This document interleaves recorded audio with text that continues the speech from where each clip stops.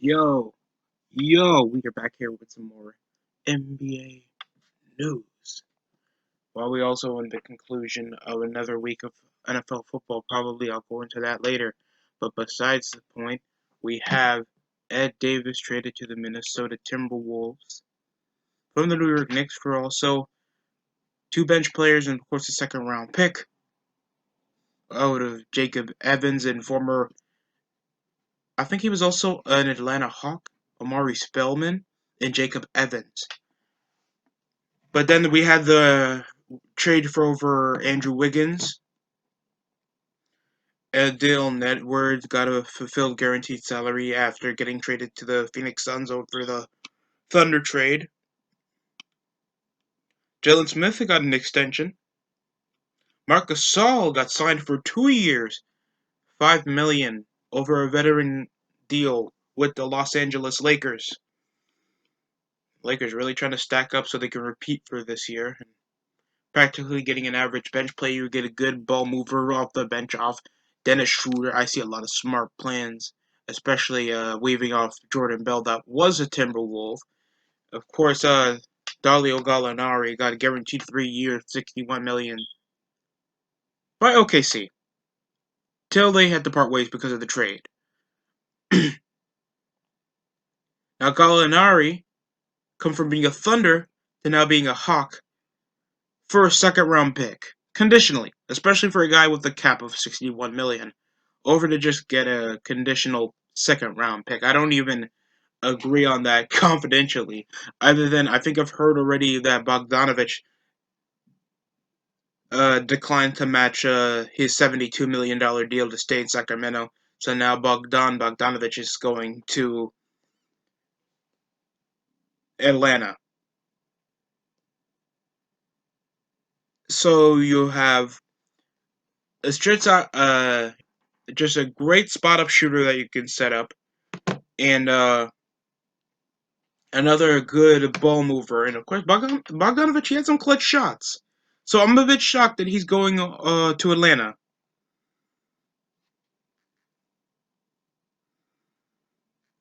That's just my opinion on that matter, man. Because you already got Kevin Hootner has been impressively improving his shot. You still have an impressive big man and Clint Capella. We haven't seen much of Cam Reddish since his rookie season. Bruno Fernando, John Collins, that's one of the more impressive athletic forwards. And of course, Trae Young still leading the fray. He was averaging like at least mere 30 points in some parts of the season. The guy has a future. And let's go over some more stuff that happened. We had the Houston Rockets.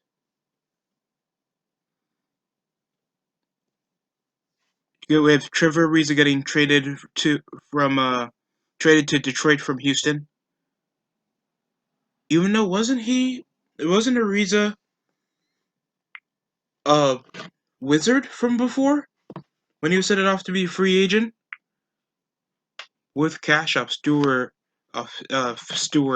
Isaiah Stewart for the 2021 second round pick. So yeah, we have Trevor Ariza, I think now a Piston. Is that good? I don't think so, in my opinion. I mean, you get a decent veteran that has an average, that's a good 3-and-D player, still have enough to, bring some experience over to your squad, because I don't think you guys have Wood anymore. Thon Maker's gone. The Pistons just spit out a lot of money over to Mason Plumlee, and over to still deal with oh my god, the Blake Griffin contract that they're gonna like probably allow to buy out until next season. It's just, and I don't think they're even willing to keep him unless there's a dumb trade that they'll probably do in the middle of the season. It's just really rough. It's really rough to be a Piston fan, and I'm not a Piston fan at all. But geez, man,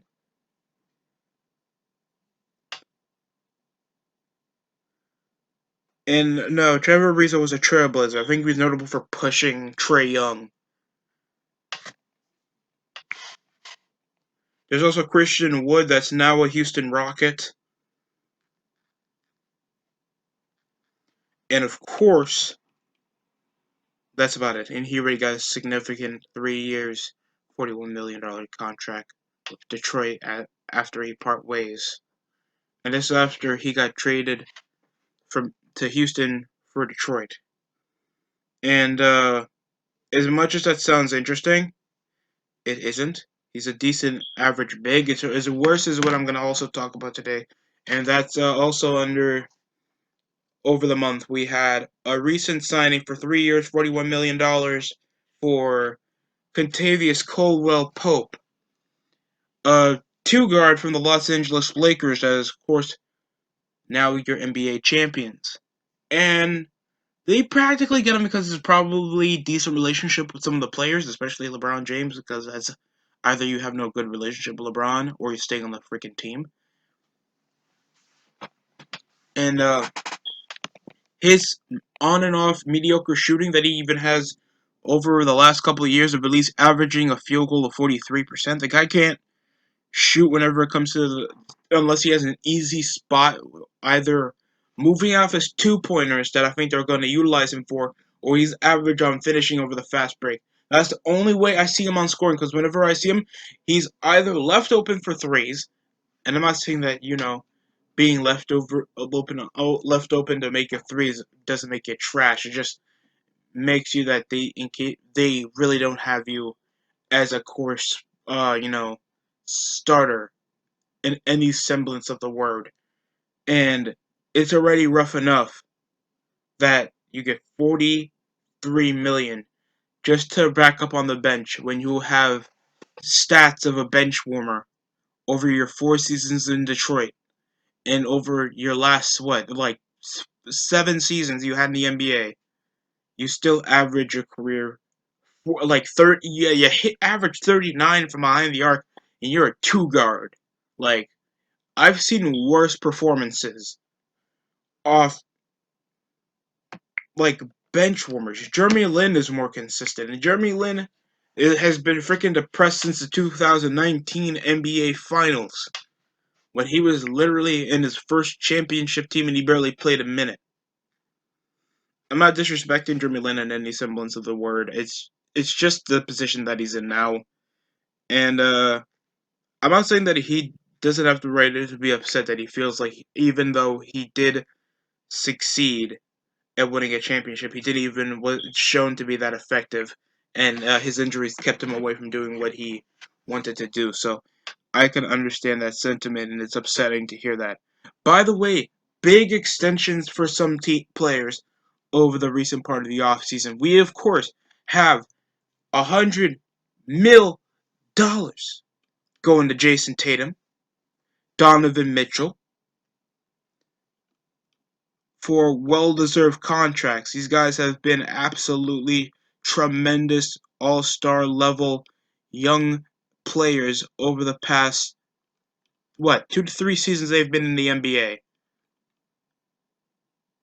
And it's well deserved. Brandon Ingram also got like 143 million dollars over his amazing all-star appearance. He's been a traumatic scorer. His playmaking has improved way better back when he was in LA. So it's good to see him earning that money. You need that cash. You need to set apart your ability over the team. And do I think it's a bit much? Oh, on Brendan Ingram's case, that he's shown to have potential, but he nearly had the same complaints that KD got in most of his ability, and most people were comparing him that in the first place because he's skinny, has a lanky build, relying on his jump shot, and pretty athletic to drive up to the paint. That's practically it. So, not that bad.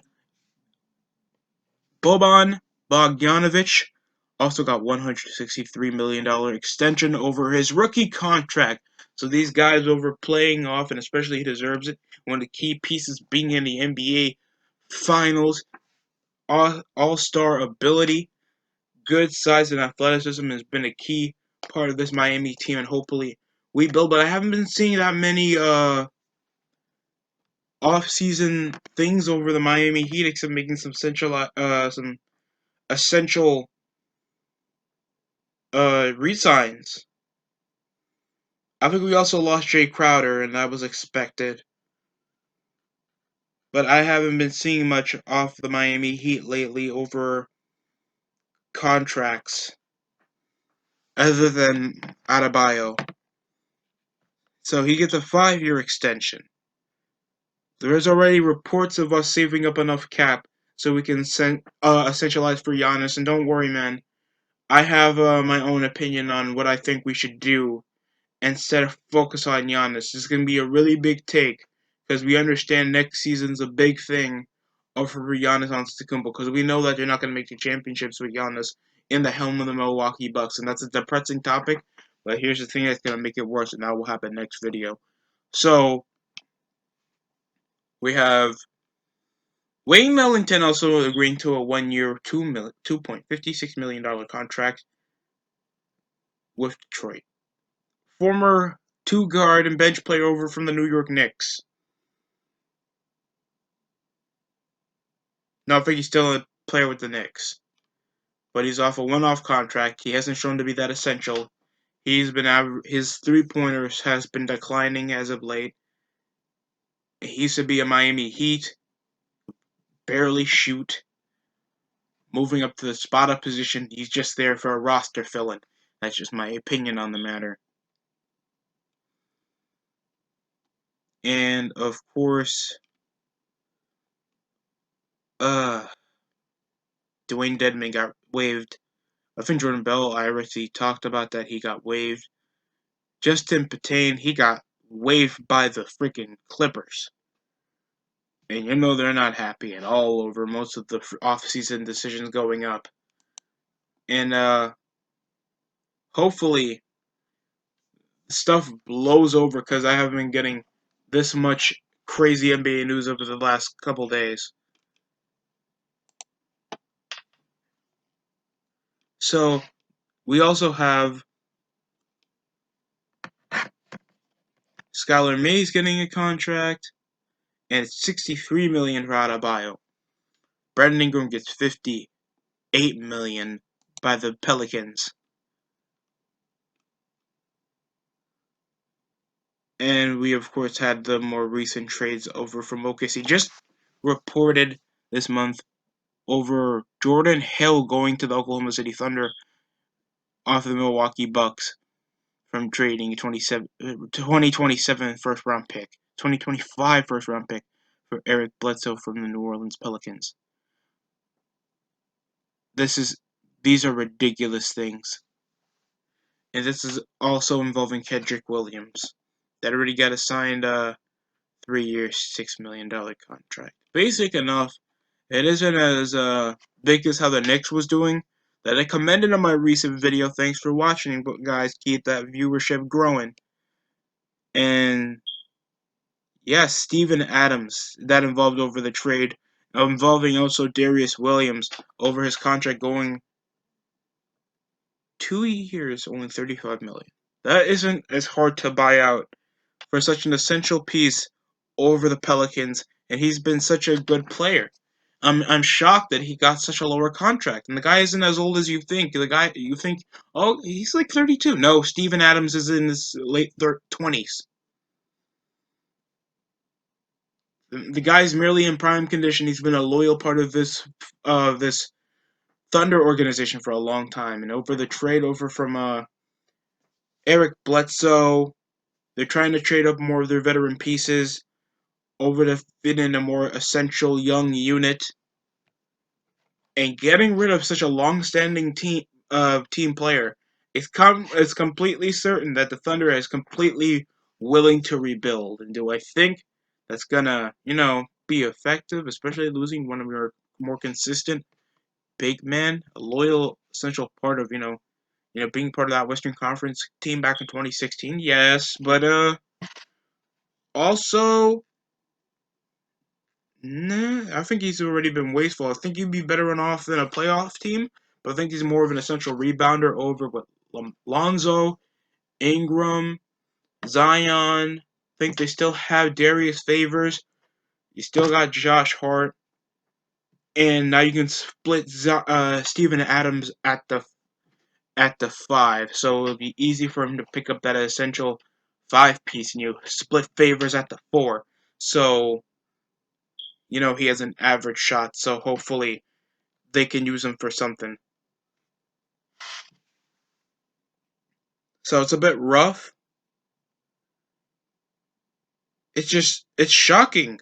Steven Adams is not on the Thunder, and Drew Holiday traded to the Milwaukee Bucks for a 4-way deal involving Steven Adams to the Pelicans.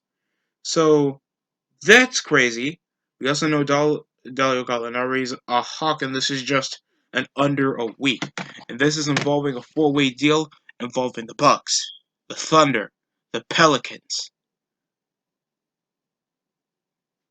Thunder again. It's pretty.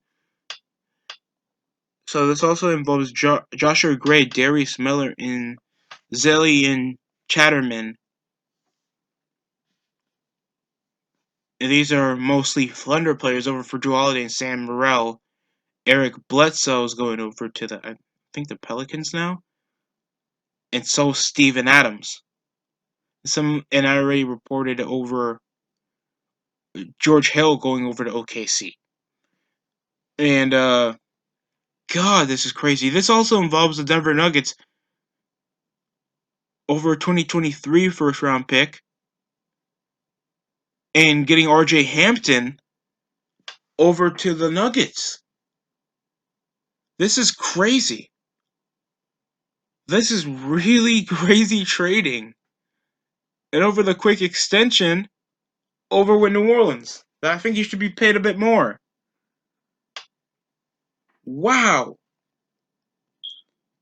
These are some really insane deals, but it's got to be a tough farewell for Steven Adams, that of course has a history with this franchise, been a loyal part of the team for a long time. So that's going to be a bit rough. But this is a big 4-way trade for the Thunder, the Pelicans, the Nuggets, and the Bucks. Both both buying teams. Well, the Pelicans are. Don't know when the Thunder are completely in an essential rebuild mode. Over still Billy Donovan in the helm, not in the contendership. They are with Shea Gilgis. They're out with Steven Adams. They got Kelly Oubre. They got a couple future picks over the mine, and these are both teams that are probably not going to make it to the finals in the first place. But it's entertaining to see not a one-on-one trade, not a triple threat trade, but a fatal 4-way trade all in one night. So, oh goodness, this is a crazy day for basketball fans, and especially if you're a Bucks, Thunder, or Pelicans or Nuggets fan. Other than that, that's all the news. I'm getting a bit tired. I want this to go over the limit of most of my other recaps. I've been a bit, updating. So, yeah, that's all I got for you until later. Thanks for watching and taking your time to watch. Keep your support going. I love whenever you guys always have opinions to say, especially on my other reviews. And keep it growing, bro. Just 4 more away from 30. Let's go.